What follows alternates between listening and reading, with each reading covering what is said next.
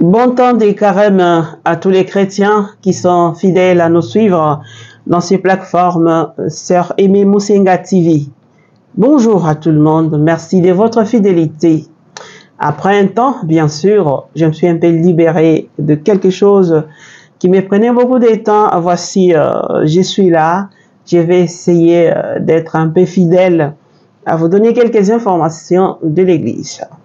Vous savez que nous avons commencé les mois d'avril, après les mois de mars, au niveau de l'Église, la grande fête, c'était bien sûr la fête à la Vierge Marie et aussi les mois de Saint Joseph. C'était l'Annonciation et puis aussi les mois de Saint Joseph, patron, protecteur de l'Église. Et voilà, nous sommes au mois d'avril. Au niveau de l'Église, c'est les mois de divine miséricorde.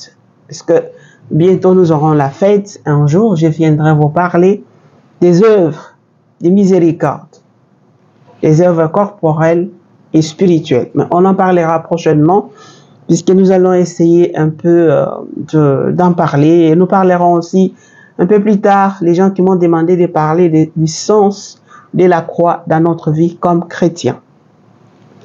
Aujourd'hui, je voulais un peu essayer de répondre à quelques questions parce que les gens m'ont dit au niveau donc, de l'église de la RDC, c'est les diocèses qui est au-dessus de la SENCO ou la SENCO qui est au-dessus des diocèses. Beaucoup de questions parce que certaines personnes prennent des positions contre les pactes sociaux. Qui engagent d'ailleurs ces personnes-là qui prennent des positions contre les pactes sociaux, ça les engage que, mais ça n'engage pas l'Église. Puisque les pactes sociaux, que ce soit quand vous voyez Monseigneur Fulgence Muteba qui est président de la SENCO, il a été élu massivement. Dans l'église, hein, on ne suit pas les gens derrière pour dire « votez-moi, je vous donne l'argent ». Non. Donc, il a mérité la confiance des autres évêques. Avec lui, il y a Monseigneur Sosten et il y a aussi Monseigneur Bertin. Les trois là ont mérité la confiance des autres évêques. Donc, le président de la SENCO ne s'est pas réveillé comme ça pour dire « c'est moi ». Le président de la SENCO. Et quand il parle, quand il dit, il engage l'église de la RDC. C'est comme le président de la République, quand il parle, il engage la RDC. Vous comprenez? Donc, c'est un peu ça. Donc, ça peut arriver qu'il peut prendre son point de vue, mais quand il parle au nom de la SENCO, il parle au nom de tous les évêques de la RDC. Et quand ce n'est pas lui, c'est son porte-parole. Son porte-parole, c'est le secrétaire général de la SENCO, c'est Monseigneur Donatien Chollet. Il y a les gens qui vilipendent Monseigneur Chollet pour rien. Monseigneur Chollet n'est que porte-parole. Comment fonctionne la SENCO comme structure? Peut-être vous allez un peu comprendre et là, ça va vous aider quelquefois à relativiser des électons libres qui parlent à gauche, à droite. Alors, comme vous le savez, la SENCO, c'est la Conférence épiscopale nationale du Congo. C'est une structure de l'Église catholique en République démocratique du Congo. Et au sein de la SENCO, où la SENCO regorge, où la SENCO regroupe tous les évêques catholiques du pays. Et aussi, elle joue un rôle très important dans les divers domaines. Notamment, on voit au niveau du pays, dans tous les domaines, la SENCO est là. Mais restons un peu dans la structure de la SENCO. D'abord, premièrement, il y a l'organisation et fonctionnement de la SENCO. Comment la SENCO fonctionne? Au niveau des organisations et fonctionnement, il y a d'abord ce qu'on appelle assemblée plénière. Dans l'assemblée plénière, donc c'est réuni tous les évêques du pays pour discuter des grandes orientations pastorales et sociopolitiques. Vous avez entendu, c'est dans les statuts. On dit que les évêques se réunissent au niveau de l'assemblée plénière pour discuter des grandes orientations pastorales sociopolitique, pastorale. Donc, comment les chrétiens doivent vivre, comment l'année doit se dérouler, comment la dévotion, la spiritualité, etc. Et sociopolitique, ça y est dans leur statut. Sociopolitique, c'est-à-dire, bon, donc, la société, les faits sociaux, la politique du pays, etc. Donc, ça y est dans leur statut. Quand les évêques se prononcent sur une question politique, parce que c'est dans leur attribution. Après, donc, assemblée plénière, il y a commission et département. Ça fait partie de la SENCO. Là, donc, travaille sur les sujets spécifiques comme l'éducation. Et là, dans l'éducation, nous avons même une commission d'éducation chrétienne. Comment les gens doivent être formés, comment ainsi de suite. Il y a aussi la justice. Nous avons commission de justice et paix. Il y a les problèmes de la démocratie. Donc ça aussi, ça fait partie. Il y a aussi la pastorale sociale.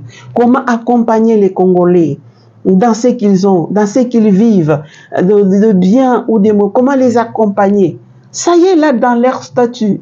C'est pas une invention. Et ensuite, il y a aussi un troisième point. Au troisième point, nous avons les secrétariats généraux.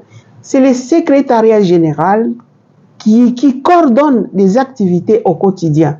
Puisque vous savez que les centres interdiocésains, c'est les sièges de la SENCO. Comme les évêques sont dans leur diocèse, alors il faut qu'il y ait les responsables qui coordonnent au nom de la Conférence épiscopale nationale du Congo. Et c'est là où nous avons Monseigneur Donancé Cholet comme secrétaire général de la SENCO. Et nous avons M. l'abbé Georges Kalinga comme secrétaire général adjoint. Et puis nous avons aussi l'abbé Arsène Masumboko. Alors, il faut bien comprendre les rôles et la mission de la SENCO pour comprendre ce qu'ils font et pour ne pas juger quand on n'a pas des éléments. Parlons d'abord de la pastorale et les sociales. La SENCO a comme mission et rôle de défendre des valeurs chrétiennes et engagements dans les projets de développement. Quelles sont les valeurs chrétiennes?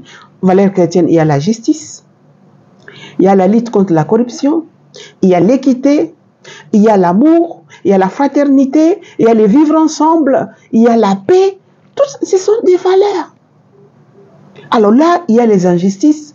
Pensez-vous qu'on doit se taire pour étouffer la protection des valeurs évangéliques? Ensuite, la SENCO a le rôle et la mission de l'éducation et la formation. Là, il y a la gestion des écoles, des universités, comment on peut former les élites pour les Congo, pas les gens corrompus ou les gens qui n'ont pas de niveau ou les gens qui n'ont pas étudié, qui doivent assumer peut-être des responsabilités, mais former bien les gens parce que, imaginez-vous, vous avez un ministre, disons, de la justice, qui n'a pas étudié, qui ne connaît pas les droits, et il doit aller vous représenter à l'extérieur du pays, il ne maîtrise même pas. Parfois, il ne suffit pas de s'exprimer en français pour dire qu'on connaît, mais il faut avoir aussi de la matière quand on vous propose quelque chose. Parce que les hommes intelligents, donc même dans les parler, ils réfléchissent, ils tournent la langue avant de parler. Pour dire que quand les journalistes me posent cette question-là, il y a peut-être un piège, comment est-ce que je peux répondre? Donc réfléchir 5 fois plus qu'en avant, que la personne qui est en face de vous. Donc vous comprenez. Donc c'est pourquoi l'Église s'est investie dans l'éducation, dans des écoles et des universités pour former les hommes intégrales, les femmes intégrales. Non seulement l'intelligence, mais aussi les valeurs que ces hommes et les femmes doivent incarner pour que, en étant dans un service, on combine les deux. Il y a les valeurs chrétiennes, il y a aussi les valeurs sociales. C'est très important. Et puis, la SENCO a aussi comme rôle et mission de la médiation politique. La SENCO joue un rôle clé dans la consolidation de la démocratie en République démocratique du Congo, notamment en organisant l'observation électorale et en facilitant les dialogues entre les acteurs politiques. Et la SENCO n'a pas commencé aujourd'hui. Rappelez-vous, avec la conférence souveraine, Monsengo était là. À l'époque de Cardinal Maloula était présent. Et Tchao non plus était aussi présent. Et Tchao aussi a fait sa part. Aujourd'hui, nous avons notre tête bien faite, Cardinal Ambongo, qui fait aussi sa part.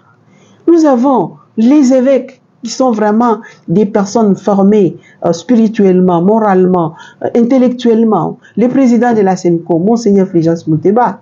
Les présidents de la SENCO, donc émérite, Monseigneur Marcel Outembi. Et les autres évêques, on ne devient pas un évêque en 2 jours pour porter seulement, je ne sais pas, l'habit. Non.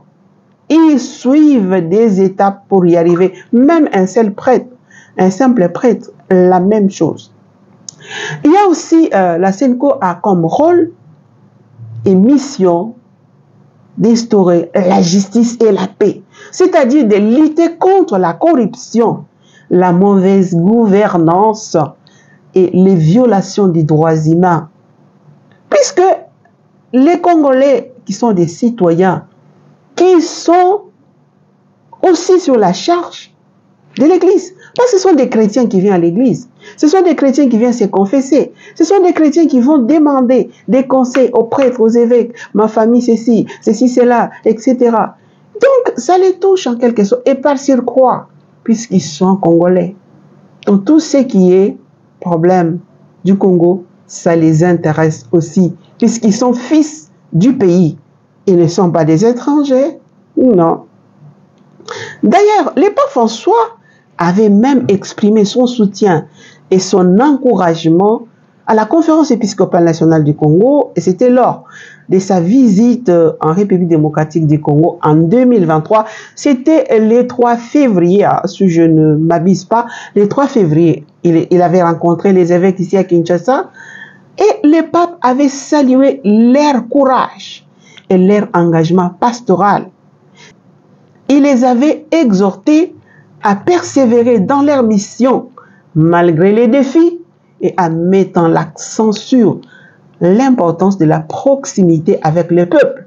La proximité avec le peuple, c'est quoi? C'est communier aussi à la souffrance du peuple. Comme ils sont en train, vous voyez comment ils sont en train de voyager ici et là pour rechercher la paix pour la RDC. Vous pensez que voyager, prendre des avions à gauche, c'est facile. C'est fatigant aussi, mais ils le font au nom du peuple. Et aussi à partager leur joie et leur souffrance. Leur joie et leur souffrance. Et quand le peuple souffre, ça fait aussi mal à l'Église. Parce que ce peuple-là, ce sont les chrétiens. Alors, quelle est la relation que la SENCO comme organe qui regroupe tous les évêques a avec les diocèses? Bon, il y a une relation de collaboration, mais il fonctionne à des niveaux différents. Donc, la SENCO est un organe de coordination nationale et coordonne. Donc, elle regroupe tous les évêques de la RDC et sert de structure de concertation et d'orientation. Donc, la SENCO oriente.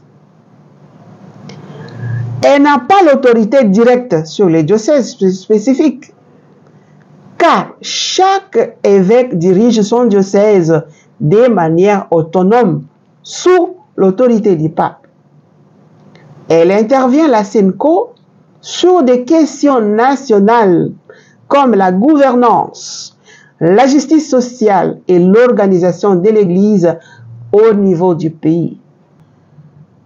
La SENCO donne des orientations que l'Église doit suivre, mais chaque évêque est libre d'appliquer ses recommandements en fonction des réalités locales de son diocèse. Vous avez compris, c'est la SENCO à son sein, donc le président de la SENCO et son secrétaire général, qui représentent l'Église de la RDC auprès des institutions nationales et internationales. Voilà pourquoi vous voyez les deux là. Ne dites pas, oh, pourquoi les autres évêques ne sont pas là? Mais on leur a donné les mandats, tout le monde ne peut pas être là. Quand nous avons donné les pouvoirs au président, le président nous représente là, est-ce qu'il va avec tout le monde? S'il y a dans un diocèse ou dans un autre des prêtres ou des évêques qui sont contre ceci ou cela, Mais aussi longtemps que ils ont reçu ces pouvoirs-là, s'engage l'Église de la RDC. S'il y a 5 ou 6 évêques ou prêtres qui ne veulent pas, mais aussi longtemps que la majorité est d'accord, cela engage l'Église de la RDC. Et vous avez vu dernièrement au niveau du Vatican, le Vatican a accueilli favorablement le pacte social. Parce qu'il y a des gens qui disaient, oh, c'est l'affaire des 3 personnes, des présidents de la SENCO, des cardinals Ambongo et de Monseigneur Cholet. Non, non, non, non, non. Si c'était le cas, le Vatican n'allait pas accepter ça. J'espère que vous avez vu ça et vous avez des réponses. Vous m'avez aussi posé la question de savoir quelle est la relation entre l'annonciature et la SENCO. L'énonce apostolique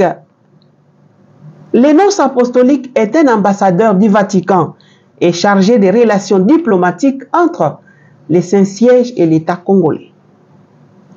Il veille aussi aux relations entre les papes et les évêques de la RDC, servant de lien entre le Vatican et la SENCO. Donc, l'annonciature ou l'énonce est là comme ambassadeur. Il joue un rôle clé dans les nominations des évêques et le suivi d'affaires ecclésiales importantes.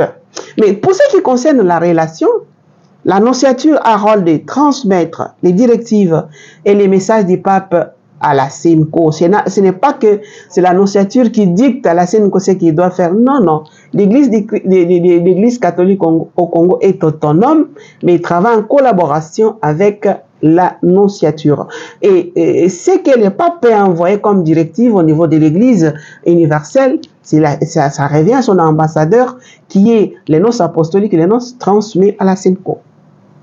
La SENCO peut consulter l'annonciature pour des questions ecclésiales importantes. On dit la SENCO peut ou ne pas.